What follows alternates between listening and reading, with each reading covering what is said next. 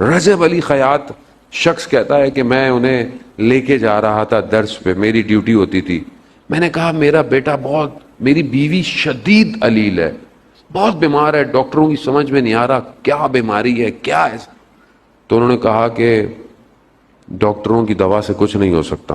تو کہا کچھ تو آپ کریں. کہہ رہا دعا سے بھی کچھ نہیں ہوگا. کہا کیوں؟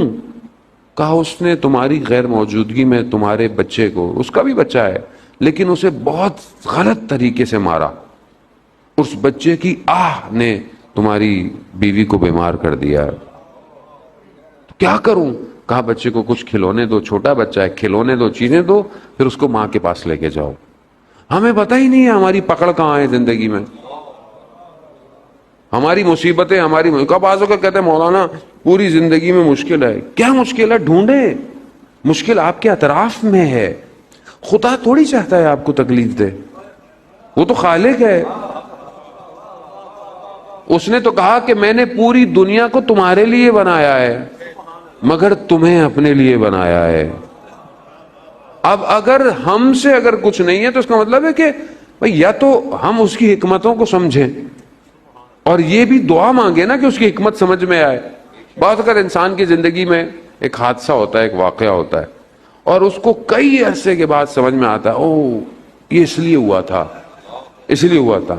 اب وقت کئی لوگوں کو سال لگ جاتے ہیں بعض اوقات واقعے کو سمجھنے کے لیے. تو آپ اپنے آپ کو اس قابل لے آئے نا کہ جب واقعہ ہو رہا ہو تو زمین پھٹ جائے اور حقیقت آپ کو پہلے ہی نظر آ جائے.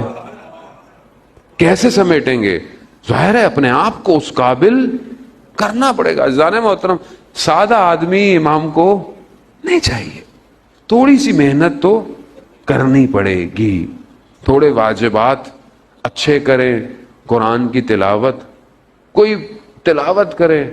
اب دیکھیں عبادتیں اپنی جگہ پر ہیں ساری، لیکن جب آپ کوئی عبادت کر کر امام کو ہدیہ کر دیں، وہ ایک تسبیح پڑھ کے صلوات کی اگر آپ امام کو ہدیہ کر دیں تو امام آپ کو خالی چھوڑیں گے؟ اللہم صلی علی.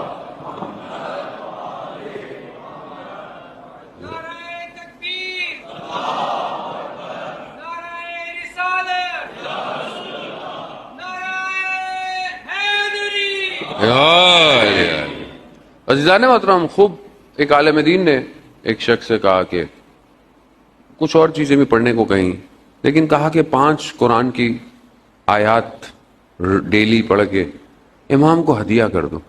اب اس میں کوئی مشکل کام ہے؟ کتنے واٹس ایپ کے میسیجز ہم پڑھتے ہیں صبح شام، فیس بک کے سٹیٹس پڑھتے ہیں.